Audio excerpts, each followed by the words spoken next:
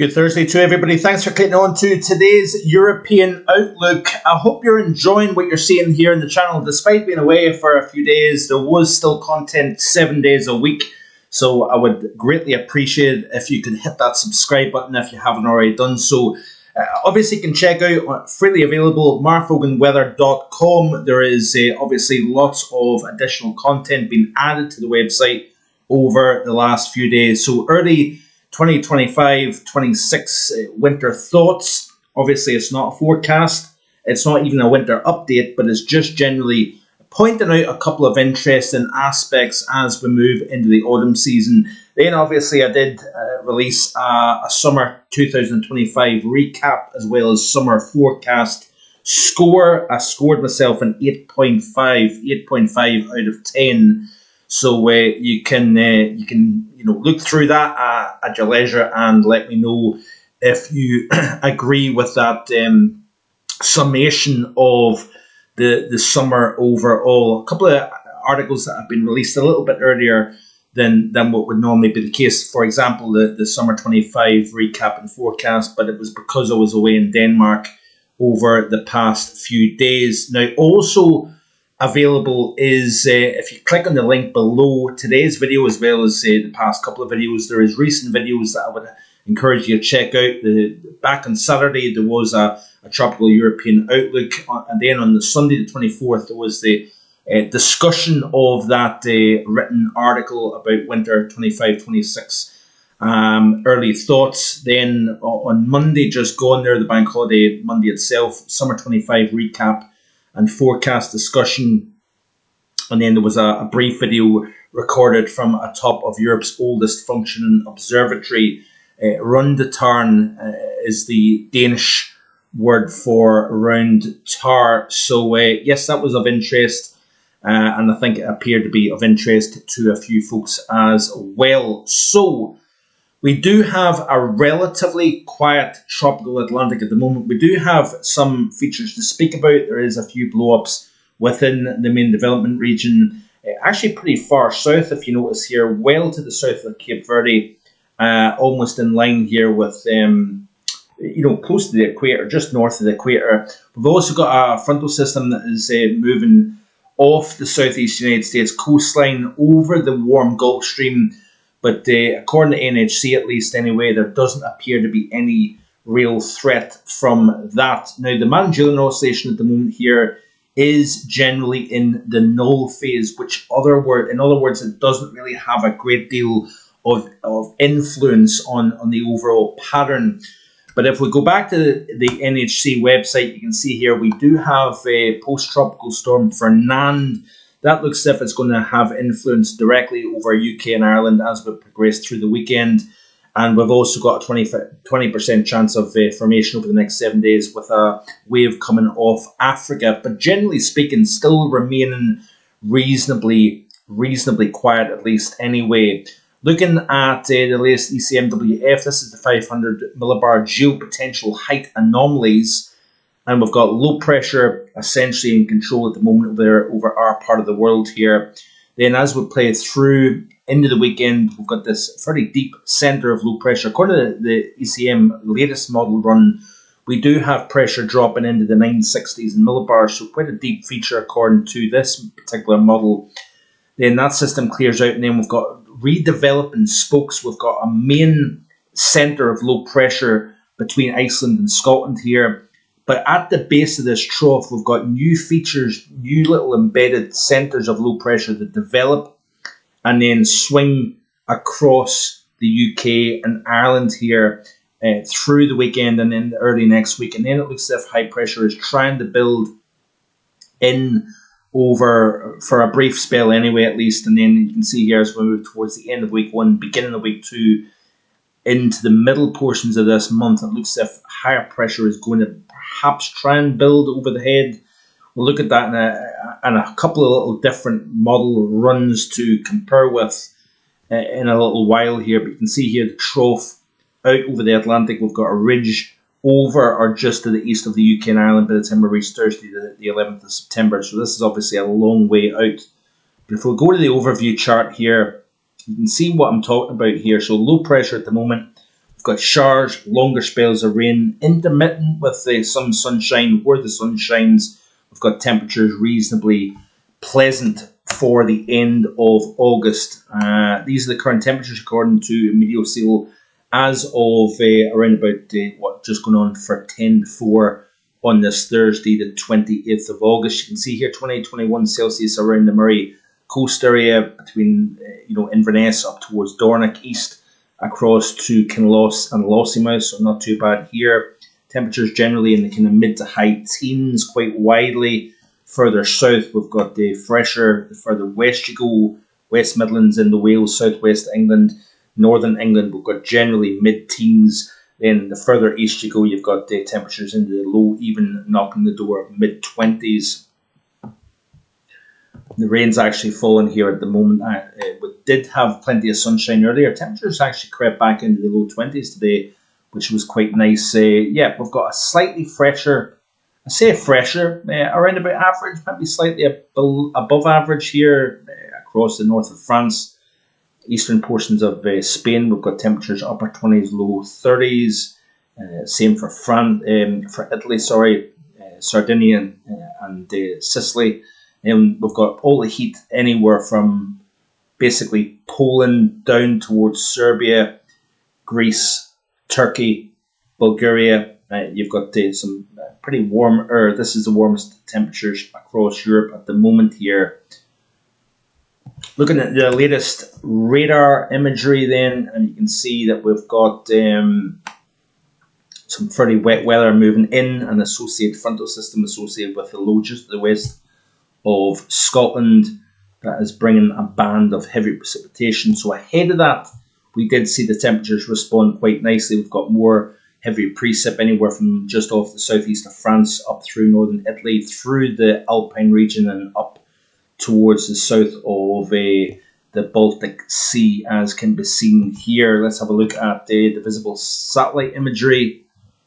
And there's that area of low pressure just to the west of Scotland here, sending this cold front in across the country. We've got some heavy thunderstorms blowing up just northeast of the Balearics here over the Alps, and then we've got this boundary extending up into the south of Sweden.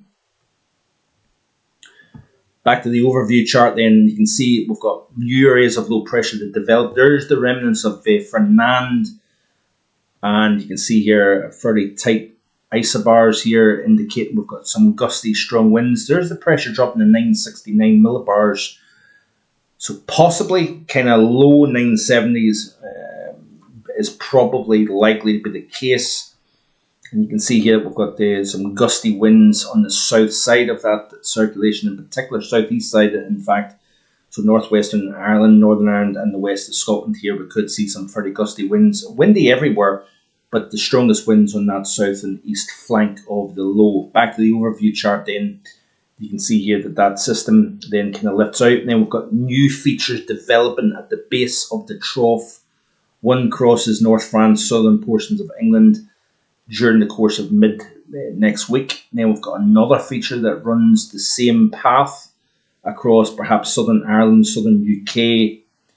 Again, the position of this low is going to be remaining uncertain.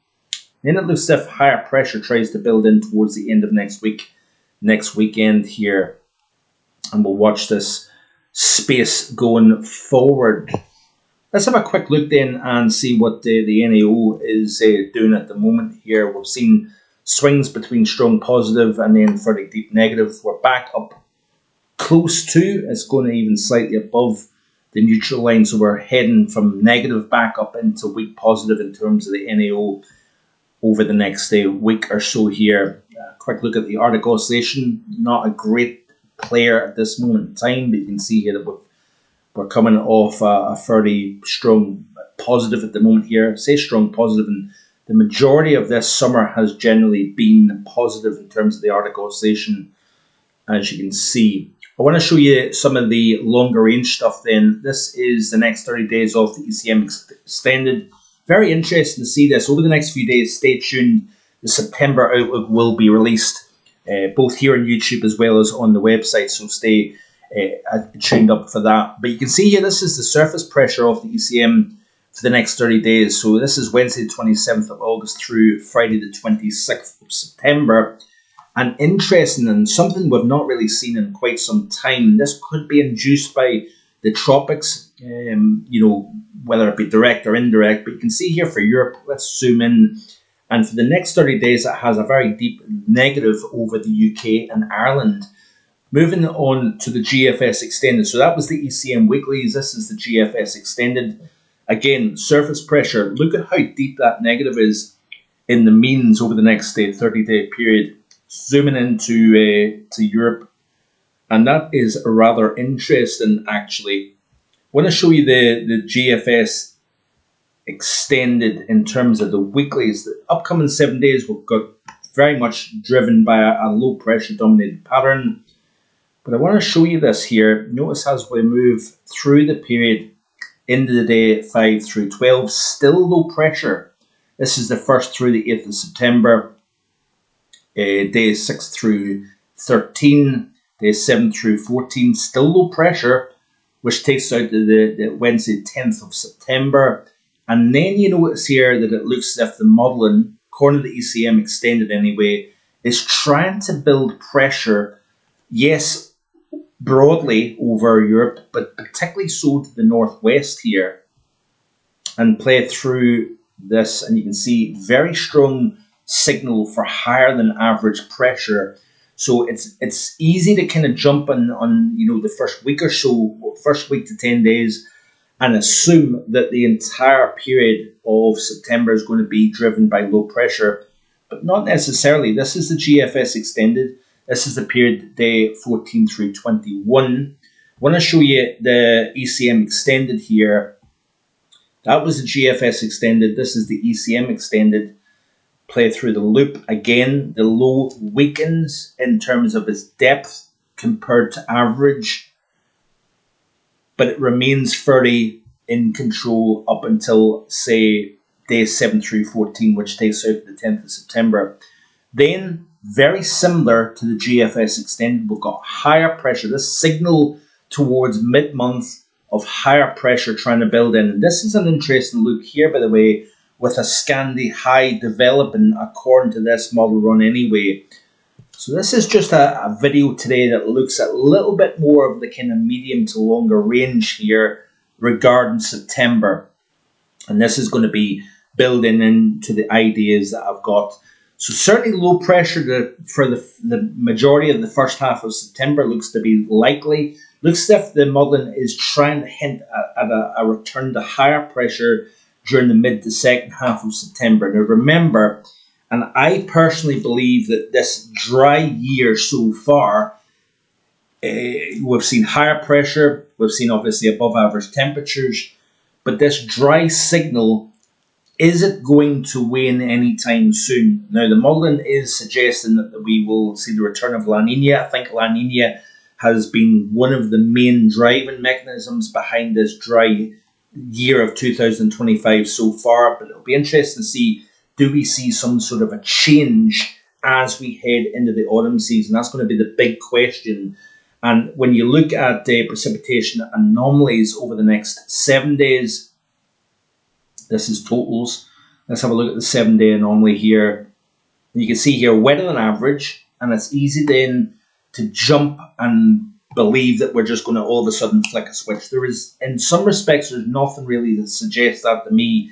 The only aspect that may suggest heavier rainfall into the autumn season is the warm waters that were built up surrounding the UK and Ireland. If you've got low pressure surrounding warm waters, you may increase rainfall, but with the overall likelihood of a La Nina coming back into play, and the legacy of the last La Nina, albeit it was fairly weak, may have driven this past 12 months of drier than average. Remember, we had El Nino, we had a wetter than average year, followed by a drier than average following 12 months, and that's likely due to Enzo going from warm to cold in the East Pacific.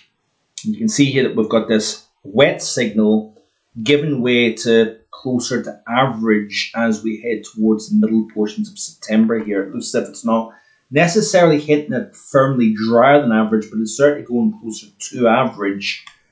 So that is going to be interesting to see here. Let's have a quick look and see. This was the ECM extended. I know I'm bouncing back and forward, and I do apologise sometimes for that, because maybe it makes it a little bit more confusing. I don't know. But this is the GFS version of what we've just seen off the European model. Weather signal over the next 7 days. Then we'll lose that wet signal to average, even slightly below average, according to this model run here anyway. Continue to play all the way through. You can see here that it's looking a little bit drier, and that would coincide with higher pressure trying to build in towards the middle month period. So low pressure, first 10 to 14 days of the month. Higher pressure then falls in. We'll wait and see what happens. So, but certainly some quite interesting things going on. Let's have a look at the temperature anomalies then for the next 30 days. And it's showing actually largely below average across the UK as well as Ireland here. That's the GFS extended here. You can see here central slice of Europe warmer than average, and then eastern areas warmer than average overall. But that's an interesting, cool look. Let's have a look at the ECM extended then for the same time frame. And it's not looking as cold compared to what the GFS extended is looking like, which is quite interesting. But it'll be interesting to see how strong this storm system is, the remnants of post-tropical storm Fernand, as we progress through the weekend, and see what happens following that. Looks like we've got more spokes of low pressure rotating in off the Atlantic as we progress into the early portions of next week here. And we'll wait and see what happens following that. So, like I say, check out all the content that is now available on marfoganweather.com. Previous videos looking at the summer recap, winter thoughts, early winter thoughts, and much, much more. September outlook will be released over the next 48 hours as well. So enjoy the rest of your Thursday, and I'll see you again tomorrow with more. All being well. Bye for now.